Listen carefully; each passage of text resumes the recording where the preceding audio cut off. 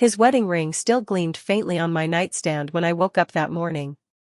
The sunlight poured across the room, exposing the truth I wished I could bury beneath the sheets. My body was still warm from his touch, not my husband's, but another man's. I stared at the tangled sheets, the scent of his skin, the silent proof of everything I destroyed in one night. My heart pounded in panic and disbelief. I had said forever to Daniel, and I meant it. But in one reckless, trembling, burning night, I broke it. Before we go deeper into my story, I want to thank every one of you for being here, especially my loyal subscribers who never miss a story, and my new viewers who are just joining us. Your support is what fuels this channel, and I cannot wait for you to hit that subscribe button if you have not already. It truly serves as the heartbeat that keeps these stories alive. Do not forget to share your thoughts in the comments below. I read every one of them. Now, let me take you back to how one night of weakness tore apart a lifetime of promises. My name is Emma Reynolds, and for 8 years I was married to a man most women would pray for. Daniel Reynolds was patient, grounded, and kind. He had a quiet strength about him, the kind of man who spoke softly but loved deeply. We built our lives in a peaceful suburb outside of Austin, Texas. A white house with blue shutters, a dog named Cooper, and a marriage people called perfect. But perfection is a lie that looks good on the outside and rots slowly from within. Daniel worked long hours managing his construction firm, and I worked in corporate marketing. We were both busy, always tired, and over time, our connection dimmed. We still said I love you every night, but sometimes it felt like routine more than reality. The truth is, I missed being seen. It started small, the way Daniel stopped looking at me the way he used to. The way our conversations grew shorter. The way dinner turned into silence interrupted only by the clinking of forks. I told myself it was just a phase, that all marriages go through seasons of distance. But then came Liam Carter, tall, confident, and dangerously charming. He worked in the same department as I did. He was the kind of man who could turn an ordinary moment into something electric just by being near. He had this laugh that drew everyone in, but his eyes, they were always searching. He noticed things Daniel no longer did. My new haircut. The scent of my perfume. The shade of lipstick I wore. At first, I brushed it off as harmless attention, the kind of flattery that boosts your ego on bad days. But harmless turned into habit, and habit turned into hunger. One Friday evening, our office hosted a late-night networking event at a rooftop bar downtown. Daniel could not come, he had an early construction site meeting the next morning. I remember standing there in a black dress I had not worn since our anniversary 2 years ago. The air was cool, the city lights glittered below, and Liam stood beside me, too close for innocence. "You look beautiful tonight, Emma," he said softly, his voice low enough for only me to hear. I smiled, pretending it meant nothing, but my pulse betrayed me. I felt alive, in a way I had not felt in years. As the night went on, we laughed, drank, and lingered. Every glance felt like a dare, every accidental touch like a promise. When the event ended, he offered to walk me to my car. I should have said no. I should have driven home to the man who loved me without question. But temptation rarely asks for permission. It started raining lightly as we reached the parking lot. I fumbled for my keys, nervous and flustered. Liam took them gently from my hand, his touch deliberate. "You should not drive in this rain," he said. "Let me take you somewhere dry for a bit." The next few moments unfolded like a dream I wish I could erase. We drove to his apartment, just 15 minutes away. The sound of the rain tapping against the windows felt like a countdown to disaster. Inside, the air was quiet. The city lights streamed through his blinds, painting faint gold lines across his living room. I told myself I would just wait for the storm to pass. I told myself I would not cross any line. But then he stepped closer, close enough that I could smell his cologne and feel the heat of his breath. "You do not have to explain anything," he whispered. "I know what it feels like to be lonely in love." His words hit me harder than I expected. Because in that moment, I was both loved and lonely. I wish I could say I turned away. I wish I could say I thought about Daniel, our wedding day, our vows, the home we built. But the truth is, I did not. My heart was too numb, and my body was too alive. When he kissed me, it was not gentle. It was desperate, consuming, forbidden. Every kiss felt like fire against the ice that had formed around my heart. My mind screamed stop, but my soul begged just one moment more. And so, one moment became a night. The rain never stopped, and neither did we. I woke up before dawn. The room was quiet, and the guilt was immediate. Liam was still asleep beside me, his arm draped across my waist. I stared at the ceiling, feeling the weight of everything I had done. My phone buzzed, a message from Daniel. Hope you got home safe, beautiful. See you soon. Tears blurred my vision. The word forever echoed in my mind like a curse. I slipped out of bed, gathered my clothes, and left without a word. The morning air was cold and sharp against my skin, but it still could not sting as much as the truth I carried inside me. By the time I got home, Daniel was already up, brewing coffee in the kitchen, smiling like he always did when he saw me. Rough night? He asked, noticing my tired eyes. I forced a smile. Yeah, just work stuff. He kissed my forehead. I am glad you are home. Home. That word broke me more than any punishment ever could. Because deep down, I knew I had left home the moment I stepped into another man's arms. That night, I had said forever with my lips but destroyed it with my hands. And the worst part? Daniel had no idea. The next morning began like any other, sunlight spilling softly across our kitchen, the smell of coffee lingering in the air, and Daniel humming quietly as he buttered his toast. But everything inside me had changed. My skin still remembered another man's touch, and my heart carried a secret that would rot everything it touched. I stood there, staring at Daniel as he smiled at me, the same smile that once made me feel safe. Now it only filled me with shame. My hands trembled slightly as I reached for my cup. I forced a sip, hoping the bitterness would swallow my guilt, but it only grew heavier. Are you all right? Daniel asked, glancing at me over his coffee mug. You look off.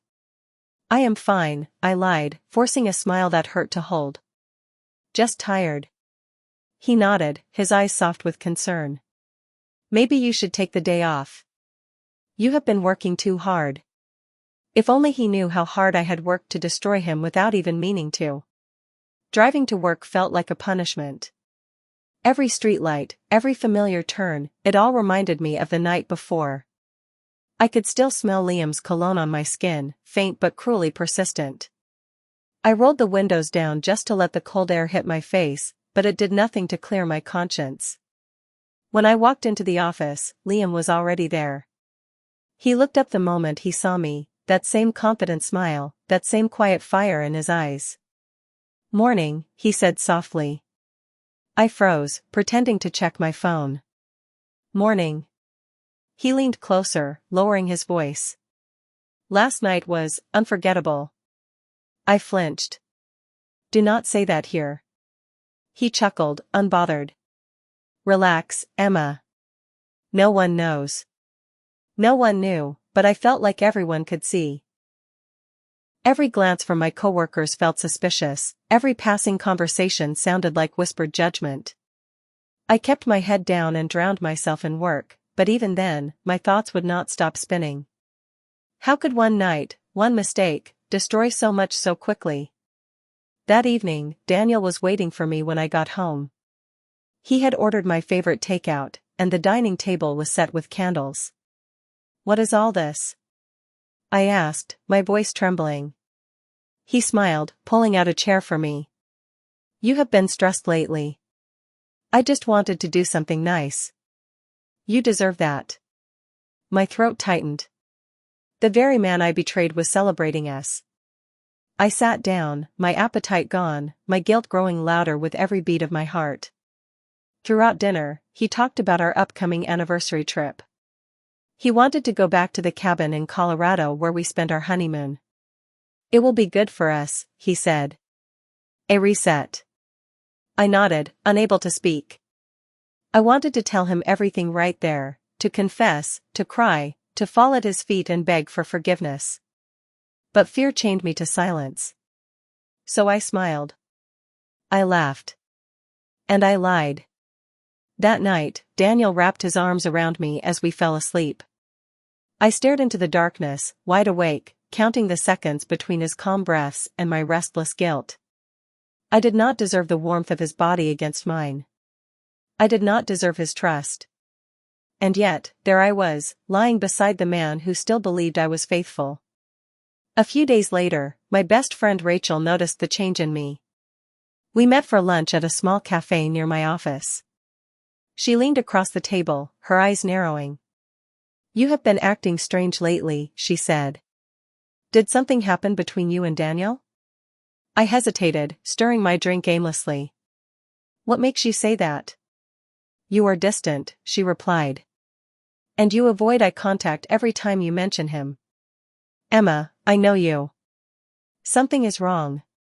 Tears burned behind my eyes. "I made a mistake, Rachel," I whispered. "A terrible one." Her expression softened, then hardened again as realization hit her. "Oh, no. You did not." I nodded, my voice breaking. "It happened once. I swear it was not planned." She exhaled sharply, shaking her head. "With who?" I hesitated before saying it. "Liam." Her face twisted with disappointment. "Emma, that man flirts with everything that breathes." "Why him?" "I do not know," I said, covering my face. "It just happened. I was lonely. Daniel and I have been so distant, and Liam, he noticed me." Rachel's tone was firm but not cruel. "You cannot keep this a secret forever. Secrets have a way of finding their way out." I knew she was right. But knowing and acting are two very different things. That night, Daniel climbed into bed beside me, but I could feel the tension in my own body making the space between us colder than ever. He placed his hand on my arm gently. "Are you sure you are all right?" he asked again. "Yes," I whispered, staring at the wall. He sighed, his voice low. "You have been distant, Emma. You barely talk to me anymore. Did I do something wrong?" The pain in his voice tore through me like glass. I wanted to scream that it was me, that I was the wrong one, that he did not deserve this. But my lips betrayed me again. "No, Daniel. I am just tired." He nodded slowly, turned off the lamp, and faced the other way. For the first time since our marriage began, I could feel him slipping away, not because of what he did, but because of what I had done. A week later, the storm I had feared finally arrived. Daniel came home earlier than usual. I was in the shower when I heard the faint buzz of my phone from the counter. I did not think much of it until I heard the bathroom door open slightly. "Emma," his voice called, calm but cold. "Whose message is this?" My heart stopped. I turned off the water, my pulse racing. I stepped out slowly, wrapped in a towel, and saw him standing there, my phone in his hand, his face pale, eyes hard. "Who is Liam?" he asked quietly. My knees went weak. The blood drained from my face. "Daniel, I can explain." He cut me off, his voice trembling. "Explain what?" "Why he is calling you baby. Why he says he misses your touch." The air between us cracked open like thunder. I felt exposed, naked not from the towel but from the truth.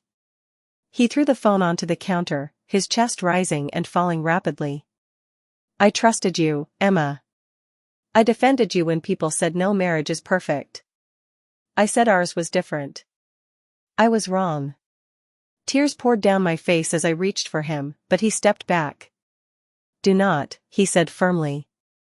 "Do not touch me." And then he walked out, quietly, deliberately, like a man who had just watched the best part of his life die in front of him. I fell to the floor, shaking, gasping for air. The secret was out. My forever had finally ended, not with a fight, but with silence. I did not sleep that night. The house that once felt warm and safe had turned into a graveyard of memories. Every corner whispered his name. Every photograph on the wall felt like evidence of what I had ruined. Daniel had not come home. His phone went straight to voicemail. I sat on the living room floor in the same clothes from earlier, replaying everything in my head, the first kiss, the laughter, the night I fell into Liam's arms. It all felt so small compared to the devastation it caused. By sunrise, I realized something painful. I had not only lost Daniel's trust, I had lost the right to even call him mine. When the front door finally opened around 8 in the morning, I jumped to my feet. Daniel stepped inside, his face pale, his eyes bloodshot. He looked like a man who had not slept, a man who had aged years overnight. He did not yell. He did not throw things. His silence was far worse than any anger. "Daniel, please," I began, my voice breaking. "Let me explain." He set his keys on the table, his hands trembling slightly. "Explain what, Emma? That you betrayed me? That you slept with him while I was waiting for you to come home safe?" Tears spilled down my cheeks. It was one night. I swear it meant nothing. I was lonely, I was. He cut me off, his voice low and sharp. "Do not you dare call that nothing. You destroyed everything that meant something." He sat down on the couch. "But forever does not survive betrayal." Then he left. The sound of the door closing behind him was the loudest silence I had ever heard. A week later, word spread at work. Someone must have seen the messages or overheard something, because whispers followed me everywhere. Liam avoided me completely. He had already requested a transfer to another branch. When I saw him in the parking lot one afternoon, he would not even meet my eyes. "I guess it is over," I said quietly. He nodded. "It was always going to be, Emma. I am sorry." And just like that, he walked away too, leaving me with nothing but the wreckage of my choices. I drove home that day and found Daniel's closet half empty. He had come back while I was gone, taken what he needed, and left for good. A note lay on the kitchen counter. It said, "I hope one day you find peace, Emma. But you will not find it here. I wish things had been different, but I cannot share a home with a memory of betrayal. Take care of yourself."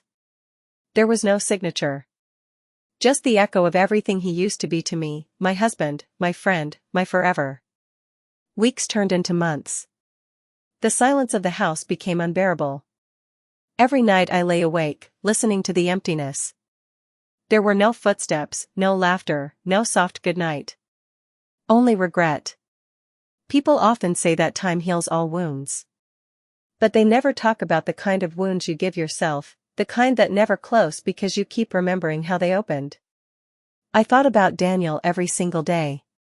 I thought about his kindness, his faith in me, the way he trusted me blindly. And I wondered if he would ever love again. I hoped he would, because he deserved the kind of love I was too broken to give. As for me, I learned something brutal but true: temptation feels like freedom until you realize it was a cage all along. One quiet afternoon, about 6 months later, I saw Daniel again by accident. He was standing outside a cafe downtown, holding a coffee cup, looking calm. Peaceful, even. He had moved on. There was no anger in his eyes, just acceptance. He saw me and gave a polite nod. Nothing more.